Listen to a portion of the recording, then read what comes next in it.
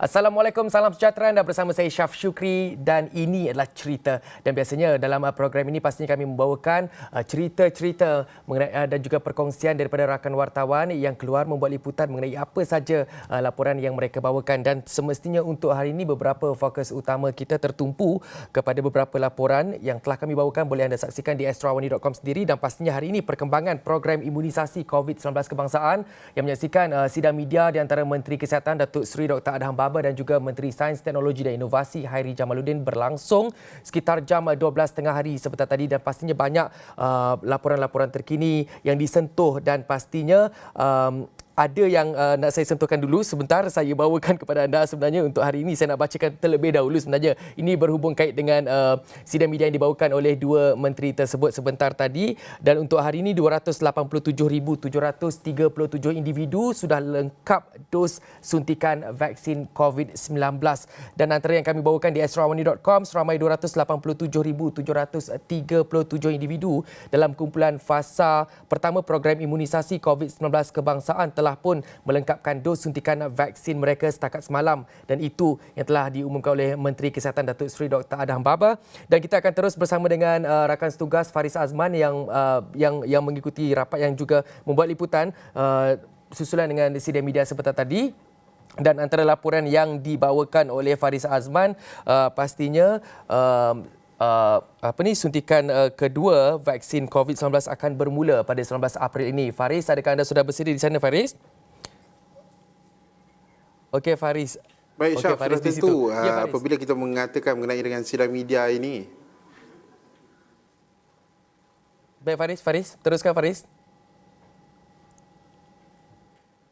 Baik, Syaf, apa yang Syaf katakan tadi benar. Itu yang dikatakan oleh YBKJ atau kita gelar ataupun dengan Menteri Penyelaras Program Imunisasi COVID-19 Kebangsaan atau PICK. Ini adalah sidang media mingguan yang sudah tentu fokus dan tertumpu pada angka-angka. Berapakah dapatan angka-angka ini? Berapakah yang telah pun menerima vaksin COVID-19 seperti yang Syaf katakan tadi, 287,737 telah pun menerima 2 dos, complete dos kata orang, dan 32% dari populasi adalah 18 tahun. Ini kerana kita tahu April ini menyaksikan transisi di antara fasa pertama yang lebih kepada frontliner atau petugas barisan hadapan, dan juga fasa kedua yang lebih kepada golongan-golongan emas, warga emas, golongan yang comorbidity dan golongan-golongan rentan yang dikatakan oleh Kementerian dan juga MKN sebelum ini, fokusnya kepada PICK ini. Dan apa yang dikatakan, saya nak memetik sedikit, ini antara dapatan yang diberikan oleh YBKJ dan juga Datuk Seri Dr. Adham Baba sebentar tadi, di mana negeri Selangor mencatatkan bilangan vaksinasi ataupun yang tertinggi, iaitu sebanyak 6,660, diikuti oleh Perak 81,171, kemudiannya Sarawak 80,000, KL 71,000, dan negeri paling tertinggi sebenarnya yang register ataupun mendaftar dalam MySejahtera mengenai dengan program imunisasi COVID-19 kebangsaan adalah Putrajaya, di mana hampir 90% daripada penduduknya telah pun mendaftarkan diri untuk program imunisasi ini. Dan ia diikuti dengan Selangor, Kuala Lumpur, Pulau Pinang, dan negeri paling rendah antaranya dan Sabah, Kelantan dan juga Kedah. Dan sudah tentu tumpuan-tumpuan apa dikatakan oleh Hairi Jamaluddin, YB Hairi Jamaluddin sebentar tadi, bahawa kerajaan akan terus menumpukan bagaimana untuk memastikan setiap rakyat di negara ini, khususnya dalam bilangan ataupun jumlah yang telah ditentukan, mendapat informasi yang benar-benar mengenai dengan keyakinan mereka bagaimana untuk diberikan vaksinasi. Kalau kita tahu AstraZeneca lebih kurang 600,000 dos itu akan tiba. Begitu juga YBKJ mengatakan bahawa dalam tempoh bulan Julai ini kita akan menyaksikan lebih banyak dos-dos yang akan tiba di Malaysia secara berkala, dan jadual ini mungkin akan menyaksikan sedikit peningkatan mengenai dengan angka dos yang telah diberikan, vaksin-vaksin yang telah diberikan kepada rakyat Malaysia. Dan daripada fasa kedua ni sebenarnya sebanyak 1.2 juta Syaf Syukri, adalah golongan warga emas yang akan kita saksikan 19 April ini ke hadapan dalam tempoh itu, fasa kedua. Dan comorbidity, iaitu golongan yang mempunyai masalah-masalah kesihatan, golongan rentan ini adalah sebanyak 1.7 juta, dan golongan OKU juga lebih kurang 115,000. Ini antara fokus kerajaan seperti yang dikatakan dalam jadual program imunisasi COVID-19 kebangsaan. Dan yang menariknya dalam 19 April ini, sudah tentu kita akan menyaksikan di mana golongan-golongan yang saya katakan ini sebenarnya Syaf Syukri akan mendapat notifikasi bila tarikh masa yang sesuai untuk mereka pergi ke pusat-pusat pengambilan vaksinasi bermula 19 April. Dalam tempoh itu sebenarnya 17 April, di mana vaksinator ataupun pemberi-pemberi vaksin ini akan diberi vaksin dahulu sebelum 19 April kita akan menyaksikan fasa kedua program imunisasi COVID-19 kebangsaan yang akan melibatkan 8 buah negeri, iaitu Kedah, Melaka, Pahang, Pulau Pinang, Sabah, Sarawak, Terengganu dan wilayah Persekutuan Labuan. Dan ini yang dikatakan oleh YB Khairi Jamaluddin. Tetapi dalam sidang media itu juga mungkin kita nak memberikan sedikit sebanyak apa yang dikatakan, di mana temu janji yang akan, ataupun janji temu, kata YB KJ sebentar tadi, janji temu ini akan diberikan dalam tempoh 14 hari, di mana setiap penerima akan menerima notifikasi atau peringatan masa tempat pengambilan vaksin itu dalam tempoh 14 hari. Dan selepas itu, dalam tempoh 3 hari sebelum tarikh divaksinasi, mereka akan menerima panggilan dan juga menerima SMS, sistem pesanan ringkas. Dan tempoh sehari sebelum vaksinasi itu dijalankan, mereka akan menerima sekali lagi peringatan mengenai dengan tempat, masa yang telah pun ditetapkan. Dan pada masa yang sama juga, penerima-penerima vaksin ini akan boleh mendapat notifikasi ini melalui aplikasi MySejahtera. Tetapi mereka, kata YB KJ sebentar tadi, boleh mempunyai option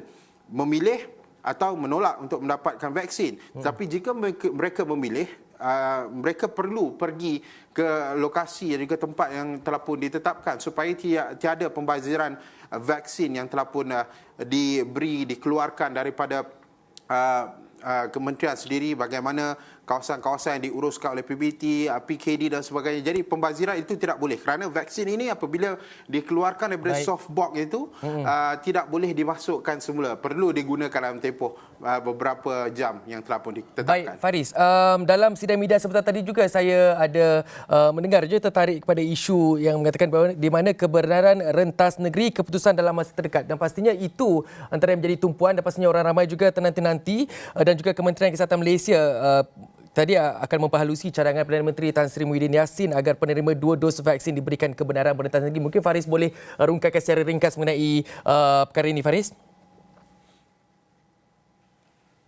Baik, Syaf Syukri, kalau kita tahu mengenai rentas negeri, kerana kalau kita tahu sebentar tadi angkanya lebih kurang 200,000 yang menerima dos secara komplit, 2 kali dos seperti yang ditetapkan vaksin ini, di mana apa yang dikatakan oleh Datuk Seri Dr. Adham Baba, Menteri Kesihatan, di mana itu adalah cadangan Perdana Menteri tetapi akan diperhalusi kerana mereka memerlukan data-data daripada CDC dan juga daripada WHO, data-data secara komplit.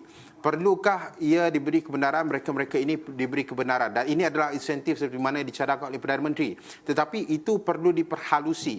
Kalau kita tahu sebenarnya, Syaf, ketika ini kita ada 9 varian South African yang dapat dikawal oleh pihak KKM sendiri. Jadi seperti mana yang dikatakan oleh Menteri Kesihatan sendiri, Datuk Seri Dr. Adham Baba, gelombang keempat yang kita agak khawatir sebenarnya, ia bergantung pada pembukaan sepadan negara dan sebagainya. Jadi tetapi untuk memastikan bahawa perkara-perkara ini dapat diatasi, dikawal.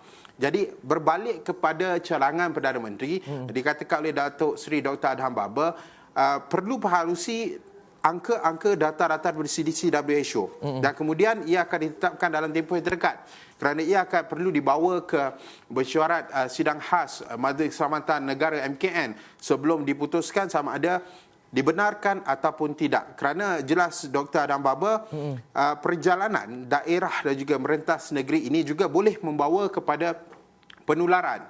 Kerana kalau kita tahu R0 yang sebelum ini 0.9, tetapi dalam tempoh 2 hari ini kita melihat ia menjadi 1.0 dan sebagainya. Jadi Arnold ini juga perlu dikawal. Jika tidak, pengawalan itu rentas negeri dan daerah itu dibenarkan ketika tidak diperhalusi mengenai dengan CDC dan WHO rata-rata itu dikhawatiri ia akan memberi impak yang kurang baik, kerana ini adalah kawalan yang kita telah pun hampir setahun lalu PKPB ketika ini, PKPP di beberapa kawasan. Jadi ia perlu diperhalusi sehalus-halusnya sebenarnya. Baik, itu antara laporan yang Faris Azman bawakan dan anda boleh saksikan beberapa lagi laporan yang disediakan oleh Faris Azman yang menghadiri sidang media perkembangan program imunisasi COVID-19 kebangsaan di astroawani.com, dan pastinya laporan-laporan berikutnya akan kami bawakan dalam buletin-buletin awan yang berikutnya. Terima kasih Faris Azman atas perkongsian tersebut, dan cerita akan berhenti rehat seketika. Kita bertemu semula selepas ini.